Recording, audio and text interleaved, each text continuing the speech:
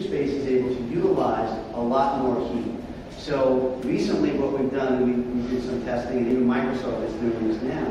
Data center temperatures traditionally in the past were 65, 62, 68 degrees. Those temperatures are now starting to move up because of a lot of the power challenges. Microsoft, in their recent initiative, actually wanted their design to be set at 100 degrees in the room. Now the systems can handle the 100 degrees. The challenge was that the people couldn't handle 100 degrees. So if you had to go in that room and actually say, work on a server, no, I wouldn't be happy working at 100 degrees. And the company policy is say suit and tie. That really becomes a challenge. So what we're finding now is a moderation in the median temperature somewhere around 74 degrees. And we recently actually moved our data center, which is the iFortress, up to 74 degrees to do some testing and to see what the impact might have been. Number one, from a cost perspective in the utilization of power, but also the efficiency and effectiveness of the systems that were in there. And we had some older legacy systems, and everything has been functioning at this point at 100% of what it was prior to moving from the 64 degrees, which we were, to the 74 degrees. So a 10-degree increment change, which was very big. This technology is changing the way that people are looking at data centers. It's changing the way that they're looking at power consumption. It's changing the way that they're looking at utilization. And what we're seeing now is that other companies are starting to adopt this methodology. You're hearing a lot of words about pods, right? Data centers in a box, where they just drop something. That is starting to tie into where initiatives are, so that you don't need that traditional brick and mortar, data center space. Just jump into where I am. Uptime, environmental events, as we know. This facility, depending on the level of build, can handle winds up to 250 miles an hour. Water, it can be 6 feet underwater. Let's say we were past Pascagoula, Mississippi when the hurricane came through. 6 feet underwater, no water within the room. The panels can handle 1,800 degrees of a raging fire on the outside, and the room inside will not increase more than 120 to 125 degrees. Now, median time to failure for tape is about 150 degrees, I believe, somewhere in that ballpark. So you have a fire on the outside, and on the inside is actually being impacted. A lot of folks think that having a fire in the data center is generally the challenge that happens, but you've got FM200 in your center. But what you miss is in the traditional data center, a lot of the damage that you get is from the heat outside. It actually melts the material, so you need to mitigate that. Also, the aggregate gases that come into the data center affect a lot of your materials. And we've seen that all over the place. Again, the product really has changed the way that people are looking at it.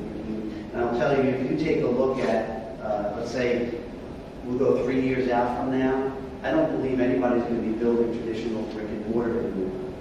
The other thing that this product does, and I know I focus on the product, but you have to understand, it's not just the product that we're talking about, it's the concept of what this is accomplishing out in the market, not only for us, but for the other companies that are probably going to start to develop this from a way of thinking, is you don't have to have that traditional high-cost real estate space anymore. Because realize if you're a six-sided facility, you're completely independent of the building's architecture. And when you're independent of the building's architecture, actually, it doesn't matter where you put it. So, you could put it in a warehouse. You could put it in a basement. You could put it on a higher floor. Or, more so, you could put it outside. The product exceeds the international building code because of its fire rating and its ability to withstand winds. So now for organizations that don't want to build traditional facilities, they can take this, put it outside, build a structure, put it on a 6-inch slab of concrete, and then have their data center. And that also makes a tremendous difference in the value. We have seen that energy cost savings in a facility that takes advantage of best-of-breed practices around iFortress can handle up to 20% reduction in power and cooling, which is a tremendous amount when you start to look at the cost of oil and the cost of electricity and where things are going. Business impact. If you look at a business impact analysis, there's no question. Data centers down, money lost. It's very simple. Hospitals, data centers down, people not healthy. You can't have your data centers down. This mitigates that risk. It brings the capability of not having data centers down, having them in different areas, and taking care of any risks that are associated with a lot of the challenges. There's also a military aspect of this. And I think we can talk about this, right? We just got back from Aberdeen testing facilities.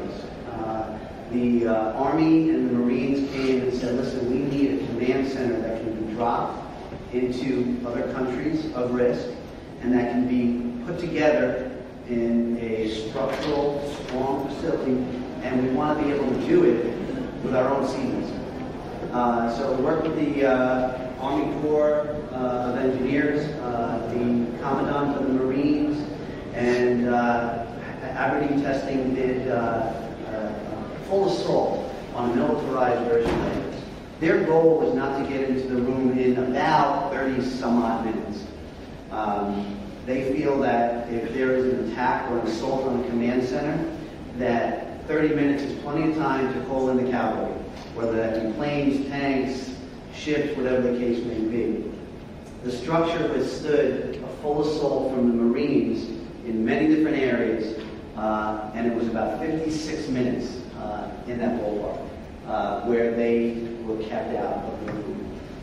Ballistics, fire, wind, every assault you could think of, crowbars, diamond saws, they finally were able to get through with high-powered acetylene torches, 56 minutes.